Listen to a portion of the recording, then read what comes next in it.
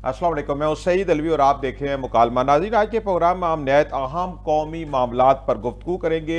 मुल्क में जारी सियासी सरगर्मियों के तनाज़ुर में 27वीं आईनी तरमीम पर बहस मुबासा जारी आया। ये तरमीम वाकई निज़ाम हुक्मरानी को मजबूत बनाएगी या इख्तियारात की नई कशमकश पैदा करेगी। दूसरी जानब बल्दियाती इंतखाबात के हवाले से भी जो मुतालबात है वो ज़ोर पकड़ रहे हैं, और क्या इख्तियारात की निचली सतह पर मुंतकिल होना ज़रूरी है, और हुकूमतें इससे अभी भी खाइफ है, क्या वजूहत हो सकती हैं। इसी के साथ साथ NFC अवार्ड पर सूबों के तहफ़्फ़ुज़ात, वसाइल के मुनसबाना तकसीम और मरकज़ और सूबों के दरमियान बढ़ती हुई माली खींचतानी भी एक बड़ा चैलेंज बन चुकी है। मज़ीद बरा नए सूबों के मुतालबात के हवाले से भी बातचीत का सिलसिला जारी है। क्या इंतज़ामी बुनियादों पर नए सूबों का बनना ज़रूरी है या इससे मज़ीद मसाइल बढ़ सकते हैं, और इसके अलावा मुल्क में अमन व अमान की बिगड़ती हुई सूरत के हवाले से हम तफसीली बातचीत करेंगे, और पुलिस रिफॉर्म्स की भी अगर ज़रूरत है मुल्क में कि नहीं है, इस हवाले से भी हम तफसीली बातचीत करेंगे। मुझे मुकालमा में ज्वाइन किया है सीनियर सियासतदान मोहम्मद अली दुरानी साहब। मोहम्मद अली दुरानी साहब, मुकालमा में खुश आमदीद। मोहम्मद अली दुरानी साहब, आपको मेरी आवाज़ आ रही है?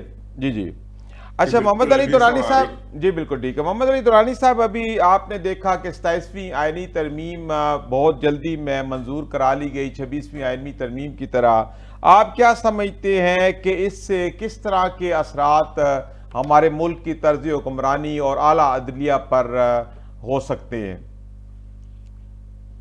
बिस्मिल्लाहिर्रहमानिर्रहीम। देखिए अनसर, जो 26वीं और उसके बाद 27वीं तरमीम जो है, जी इन दोनों तरमीम को अगर लाइन में रख के देखा जाए तो इससे तीन चार हक़ाइक़ बिल्कुल खुल के जी सामने आ जाते हैं कि जी तरमीम से जो हमारा मुल्क का जो आइन के तहत मुरतब किया हुआ जो अदलिया का निज़ाम था, वो तकरीबन मुकम्मल तौर पर अपनी इंडिपेंडेंस खो चुका है, और सही अब वो एक इंतज़ामी मशीनरी के मातहत इदारे की शक्ल अख्तियार करता है। सही। दूसरा ये है कि जो आइन पाकिस्तान था, आइन पाकिस्तान की जो ओरिजिनल शक्ल थी और उसकी जो बेसिक स्पिरिट थी, वो भी ख़त्म हो गई है। इस वक्त आइन का अगर ढांचा कहीं होगा तो होगा, आइन तो इज़ मिसिंग। सही। तीसरी बात यह है कि पार्लियामेंट की अफादियत जो है, वो भी अब कहीं नज़र नहीं आती, उसकी कोई यूटिलिटी नज़र नहीं आती, और ये नहीं सही। पता लगता कि वो कहाँ है और कैसे होगी और कैसे चलेगी। सही। लिहाजा इस सारे प्रोसेस के अंदर अगर कोई चीज़ पाकिस्तान में कोई लूज़र है, तो वो तो वही लोग हैं जो ये तरह कर रहे हैं। वो सही। हकीकत में इन तरामीम को अपने ही मुस्तकबिल को अंधेरा करने के लिए कर रहे हैं, और अपने आप को जो फराहम करता जो सिक्योरिटीज़ होती हैं आइन के अंदर, उसको वो ये समझते हैं कि वो अपनी ज़ात में अख्तियार इकट्ठा कर रहे हैं। हकीकत में ये अख्तियार जो है उनके उनके दायरा अख्तियार से ही उन्होंने अपने सही। दायरा अख्तियार से ही अख्तियार को खारिज कर। ठीक है। लेकिन अब ये हुक्मरानों का यही सोच होती है कि ताकत को बढ़ाया जाए, जबकि किसी काम को करने के लिए फोर्स की जरूरत होती है जिसमें सही। कि डायरेक्शन भी। तो ये एक बेहंगम और नॉन डायरेक्शन पावर होती है, जी। ताकत होती है, सही। वो कहीं ले जा सकती है, आपको ठीक है। डिस्ट्रक्शन कर सकती हो रही है। सही।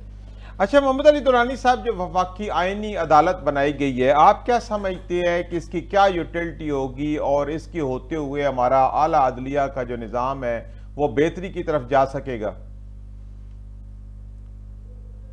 ये जो मतलब आईनी अदालत का जो तस्वर हमने मुतारिफ कराया है अदालती निज़ाम को कंट्रोल करने के लिए, जी। ये हमारे आइन से तो मेल खाता हुआ है ही नहीं। और ये आइन जो आइन का जो स्ट्रक्चर है उसके अंदर इसकी गुंजाइश ही नहीं है। इस वक्त ये एक जीरो स्टार्ट है, जीरो मीटर स्टार्ट है, जिसकी कोई पुरानी ट्रेडिशन नहीं है, जिसका कोई पुराना रेफरेंस नहीं है, सही। और जिसके अंदर अख्तियार को ढूंढना ही बड़ा मुश्किल है कि किसका अख्तियार है और किसका नहीं है। सही। और फिर जो इसके अंदर अफराद की जो इंडक्ट ہو رہی ہے وہ بھی اس کے لیے بھی جو اختیار ہے وہ ٹوٹلی حکومت کے اس میں ہے. تو اس لیے یہ تو ایک سمجھ لیں کہ جی ایک اور حکومتی سبسڈری ڈیولپ کی جا رہی, سی ڈی اے بنایا جا رہا ہے, ڈی اے بنایا جا رہا ہے, یا مطلب یہ بنایا جا رہا ہے, مطلب کوٹ کو نیا کوٹ بنایا جا رہا ہے. مطلب یہ ہے کہ اس کے اندر اس کی قسم کی آئینی جورسڈکشن آئین کے اندر سے ڈیفائنڈ نہیں ہے. بہرحال اس کو اب بنا دیا گیا ہے, تو یہ حکومت کی طاقت ہوتی ہے وہ کسی کھڑی ہوئی چلا سکتی ہے. صحیح. اچھا اب یہ بتائیں محمد علی درانی صاحب کہ ابھی 27ویں آئینی ترمیم کے بعد 28ویں آئینی ترمیم کی بھی باز گشت ہے. بعض لوگوں کی طرف یہ کہا جا رہا ہے کہ جو چیزیں 26ویں میں نہ ہو سکی وہ 27ویں میں کی گئیں, اور جو 27ویں میں نہیں کور کر سکے اس کو 28ویں میں کور کریں گے, جس میں NFC ایوارڈ کے حوالے سے بہت زیادہ بات کی جا رہی ہے. تو آپ کیا سمجھتے ہیں کہ اگر 28ویں ترمیم کو پلان کی جاتی ہے تو اس کے کیا مندرجات ہو سکتے ہیں؟ دیکھیں یہ بڑا آپ کا اہم سوال ہے. ایک تو 26ویں اور 27ویں جو آئینی ترامیم ہیں, یہ دونوں ترامیم جو ہیں اس کے اندر عوام کا اختیار محدود کرتے ہوئے عوام کے بنیادی حقوق کو ان کا تسلط, ان پہ تسلط جماتے ہوئے حکومتی اختیار کو بڑھانے کے لیے یہ دونوں ترامیم کی. ٹھیک ہے. اب جہاں 28ویں ترمیم کی جو بات اور 28ویں ترمیم سے متعلق جتنے بھی پاسبل نکات اس میں آ سکتے, وہ انہوں نے دونوں جو اس وقت کی حکمران پارٹیاں ہیں انہوں نے ان کو رکوا دیا, کیونکہ کوئی بھی ایسی چیز جو پبلک انٹرسٹ کی ہو وہ ان کو سوٹ نہیں. اب اس میں آپ NFC ایوارڈ کے اوپر 18ویں ترمیم جب پاس ہوئی تھی, میں اس کا ایک حصہ تھا, تو میں نے اس کے اوپر دستخط نہیں کیے تھے, اور میں اکیلا پارٹی تھا جس نے آئینی ترمیم کے اگینسٹ ووٹ دیا تھا.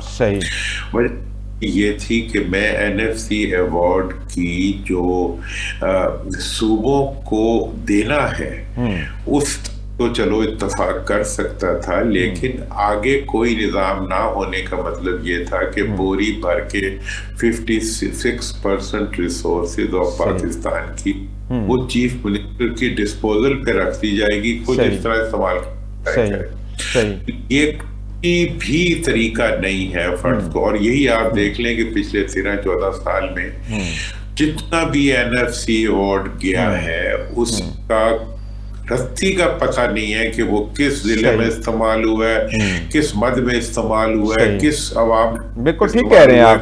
اچھا محمد علی درانی صاحب, آپ کے اسی کانسیپٹ کو لے کے MQM بھی کوئی ترمیم لانا چاہ رہی ہے کہ NFC ایوارڈ کے ذریعے بلدیاتی جو ادارے ہیں ان کو بھی اس کا حصہ ڈائریکٹلی مرکز سے دیا جائے اور بلدیاتی اداروں کو فعال کیا جائے. تو آپ کیا سمجھتے ہیں کہ MQM کی جو مجوزہ ترمیم ہے یہ آنی چاہیے؟ دیکھیں MQM کی جو مجوزہ ترمیم ہے اس میں بہت سے نکات وہی ہیں جو میں نے اس وقت بھی ریز کیے تھے, اس کے بعد بھی مسلسل ریز کرتا رہا ہوں. پہلا بات یہ ہے کہ بلدیاتی اداروں کے بغیر دنیا کے اندر کسی جمہوری ملک کا تصور نہیں کیا ہے. کوئی ایسی جمہوریت نہیں ہے جو بلدیاتی انتخابات کے بغیر چل سکتا ہو. یہ نمونہ پاکستان جس بلدیاتی اداروں کے بغیر جو ہے ایک جمہوری نظام چلایا. ٹھیک ہے. دوسری بات یہ ہے کہ یہ بلدیاتی ادارے جو ہیں یہ صوبائی تسلط سے آزاد ہونے چاہیے, یہ ایک قانون بننے چاہیے. ان کی مدت بھی اتنی ہونی چاہیے جتنی قومی اور صوبائی اسمبلی کی مدت ہے, اور یہ ان کے ساتھ انتخابات ہونے چاہیے, کیونکہ یہ تو آگزلری ایک ارینجمنٹ بن چکا ہے اس وقت تک صوبہ کا. وہ چند لوگوں کو منتخب کر کے آتی ہیں اور ایک ڈیپٹی کمشنر کے انڈر جو ہے کلرک کی طرح جو ہے وہ منتخب بلدیاتی ادارے ان کو بٹھا دیتی ہیں, اور یہ تو کوئی مطلب کوئی رول ہی نہیں ہے جس کے تحت. اچھا محمد علی درانی صاحب, بات تو آپ کی بالکل ٹھیک ہے کہ بلدیاتی اداروں کے بغیر جمہوریت کا پورا سرکل مکمل نہیں ہوتا. پوری دنیا سمجھتی ہے, پوری دنیا کے اندر اس کو پریکٹس کیا جاتا ہے, لیکن پاکستان میں کیا وجہ ہے کہ جتنی بھی منتخب حکومتیں آتی ہیں وہ بالکل بلدیاتی انتخابات کی طرف نہیں آتی.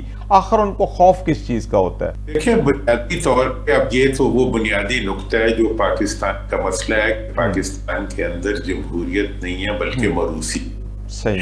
اس وقت جو ہے آپ پچھلے 54 سال سے دیکھ لیں آئین پاکستان بننے کے بعد پاکستان میں 2 خاندانوں کی موروثی عاملیت چلی آ رہی ہے. صحیح.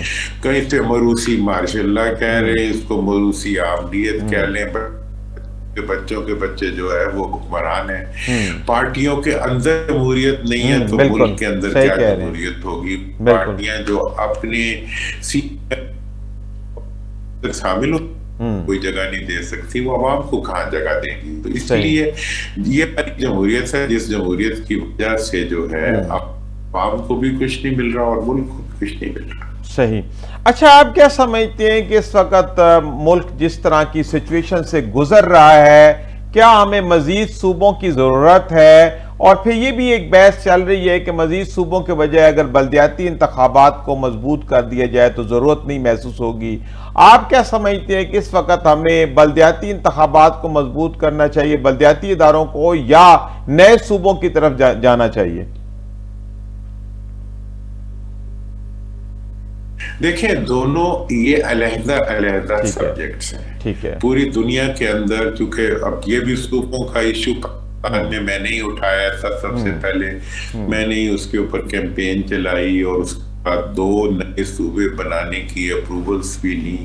پنجاب کی صوبائی اسمبلی سے یونینیمس لی. تو میں کے اوپر بڑی کلیئرٹی سے آپ کو بتانا چاہتا ہوں کہ نئے صوبوں کا قیام جو ہے بنیادوں پر وہ ایک انتظامی ضرورت ہے پاکستان کی، اور پوری دنیا کے اندر ایسے ہی ہوتا ہے. 8 سے 35 صوبے ہو گئے، باقی بھی بہت سی مثالیں اس وقت موجود ہیں. اس لیے ہم یہ جو بڑے بڑے جو ہیکل صوبے رکھے ہوئے ہیں یہ اصل میں ملک کی ضرورت نہیں ہے، یہ ان حکمرانوں کی ضرورت ہے جنہیں ایک بڑا اختیار چاہیے تاکہ بڑی لوٹ ہو سکے، بڑی ایکسپلائٹیشن سکے اور بڑی چوری ہو سکے اور ملک سے باہر بڑی جائیدادیں.